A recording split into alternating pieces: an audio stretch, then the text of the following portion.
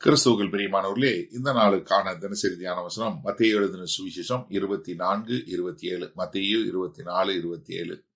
Matthew 24:27. மின்னல் கிழக்கிலிருந்து தோன்றி மேற்கு வரைக்கும் பிரகாசிக்கிறது போல மனுஷகுமாரனுடைய வருகையும் இருக்கும். இப்ப அவருடைய வருகை எப்படி வெளியரங்கமா காணக்கூடியதாய் சடுதியில உலகம் முழுவதும் யாரும் தப்பு பண்ண முடியாதபடி எல்லாருக்கும் தெரியக்கூடியதா இருக்கும்.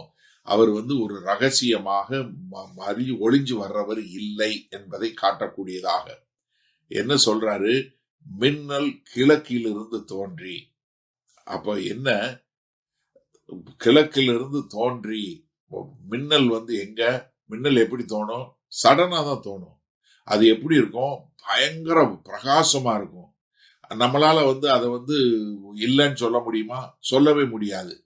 அது எல்லாரும் பார்க்கிற எல்லாருக்கும் நல்லா தெரியும். அப்ப என்ன இங்க ஆண்டவர் சொல்லும் போது, அவருடைய வருகையை குறித்து சொல்லும் போது, எல்லா கண்களும் காணும்னு சொன்னாங்க இல்லையா? வெளிப்படுத்தின விசேஷம் 1:7. அந்த மாதிரி கிழக்கிலிருந்து தோன்றி என்ன வரைக்கும்? மேற்கு வரைக்கும் பிரகாசிக்கிறது போல. அதாவது மின்னல் ஒரு இடத்துல மட்டும் இருக்காது. மின்னல் என்ன பண்ணும்? ஒரு இடத்துல இருந்து அடிச்சு அடுத்த இடத்து வரைக்கும் போகக்கூடியதான். அப்ப இயேசு கிறிஸ்துவனுடைய வருகை என்ன? யுனிவர்சல்.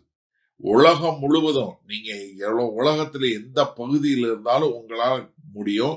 நீங்க அதனால அந்த பக்கத்துல இருக்காரு, வனாந்தரத்துல இருக்காரு, இதுல இருக்கிறாரு அப்படின்னு சொல்லுவதற்கு வாய்ப்பே கிடையாது. அதனாலதான் அதெல்லாம் எச்சரிக்கை பண்ணிட்டு என்ன சொல்றாருங்க கர்த்தர்?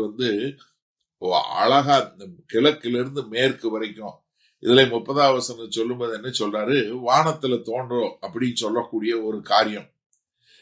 அது நீங்க இதனுடைய நிறைவேற்றத்தை நம்ம வெளிப்படுத்தின விசேஷம் 19ஆவது அதிகாரத்துல 11-16 வரை உள்ள வசனங்களை கர்த்தர் வரும்போது எப்படி அவருடைய மகிமை உலகம் முழுவதும் உள்ள எல்லா தேசங்களும் எல்லா மக்களும் காணக்கூடியதா இருப்போம் அப்படின்னு சொல்லக்கூடியதா. அதனால என்ன? யாரு உங்ககிட்ட சொல்ல வேண்டியதில்லை கிறிஸ்து வந்துட்டாருன்னு. ஏன்னா மொத்த உலகமே தெரியும். அதனாலதான் சொல்றாரு மனுஷகுமாரனுடைய வருகையும் அப்படி இருக்கும். அப்ப மனுஷகுமாரனுடைய வருகையை குறிச்சு 4 சொல்றாரு. முதல்ல என்னது? எல்லாருக்கும் தெரியக்கூடியதா இருக்கும். எப்படி மின்னல் தோணுதோ அது மாதிரி எல்லாருக்கும் தெரியக்கூடியதா இருக்கும். 2வது, அது எப்படி இருக்கும்? இன்ஸ்டன்டா, எந்த ஒரு எச்சரிக்கை இல்லாம. மின்னல் எச்சரிக்கை கொடுத்துட்டா வருது கிடையாது. அதே மாதிரி சடனா இருக்கும். 3வது என்னவா இருக்கும்? மகிமையாக இருக்கும். ஏன்னா மின்னல் எப்படி ஒரு பிரகாசமா மகிமையா இருக்கும், அந்த மாதிரி ஒரு மகிமையா இருக்கும். 4வது என்னன்னா, அது உலகம் முழுவதும் தெரியக்கூடியதா இருக்கும். எங்கேயும் நீங்க இதோ அதோ சொல்லக்கூடிய ஒரு சீக்கிரட்டோ அதெல்லாம் ஒண்ணுமே கிடையாது. அதனால கர்த்தருடைய 2ஆம் வருகை ஒரு காஸ்மிக் ஈவெண்ட்ங்கிறத நம்ம புரிஞ்சு கொள்ளணும். மொத்த உலகத்துக்கு காணக்கூடியது. அப்ப கிறிஸ்துவனுடைய வருகை என்பது தவிர்க்க முடியாதது, தடை செய்ய முடியாதது, நம்மளால தப்பு பண்ண முடியாதது.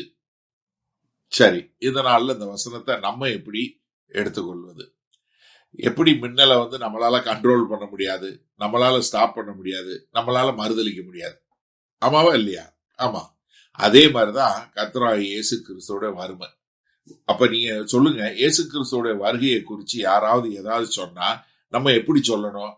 ஐயா, மின்னல் வர்ற மாதிரி அது யாராலையும் கண்ட்ரோல் பண்ண முடியாது, யாராலையும் ப்ரிடிக்ட் பண்ண முடியாது, யாரும் சொல்ல முடியாது, யாராலையும் அதை தடுக்க முடியாது, யாராலையும் அது இல்லைன்னு சொல்ல முடியாது.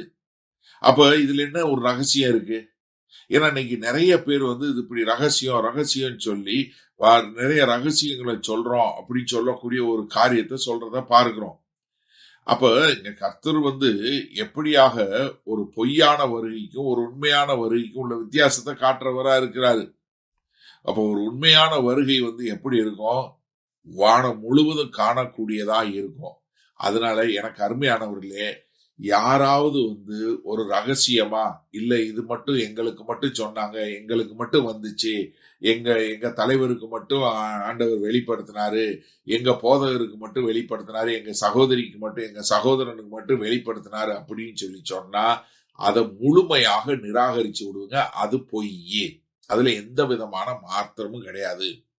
அப்ப நம்ம என்னன்னா, அவர் எப்ப வேணாலும் எப்படி வேணாலும் எங்கதுலயும் வர முடியும் அப்படிங்கறத நம்ம உணர்ந்து கொண்டோம் என்றால், நம்ம என்ன எப்பொழுதும் விழித்திருக்கிறவங்களா, கவனித்திருக்கிறவங்களா, உண்மையுள்ளவர்களாய் அவருடைய வருகையை நோக்கி நம்ம காத்திருக்கக்கூடிய மக்களாக இருப்போம். அப்ப எனக்கு அருமையானவர்களே, நம்ம சரியான முறையில புரிஞ்சு கொள்ளும் போது நம்ம எந்த குழப்பத்துக்குள்ளேயும் நம்ம போக மாட்டோம். மகா கிருபையும் இரக்கம் நிறைந்த எங்கள் அன்பின் தகப்பனே, இதோ இந்த அருமையான நல்ல நாளுக்காய் நன்றி. ஆமாண்டவரே, இதோ கர்த்தராகிய இயேசு கிறிஸ்துவினுடைய வருகை எல்லாருக்கும் வெளியரங்கமா இருக்கும். யாரும் கர்த்தராகிய இயேசு கிறிஸ்து வந்துட்டாருன்னு சொல்ல வேண்டிய அவசியம் இல்ல. இந்த மொத்த உலகமே அறிந்து கொள்ளும் என்பதை நாங்கள் புரிந்து கொண்டோம். அதனால எல்லா விதமான வஞ்சனைகளிலிருந்து எங்களை காத்துக்கொள்ள எங்களுக்கு தேவன் கிருபை பாராட்ட வேண்டுமாய் இயேசு கிறிஸ்துவின் மூலம் ஜெபிக்கிறோம் வல்ல பிதாவே, ஆமேன். கர்த்தர் உங்களை ஆசீர்வதிப்பாராக. இன்று மாலை மணால சந்திப்போம்.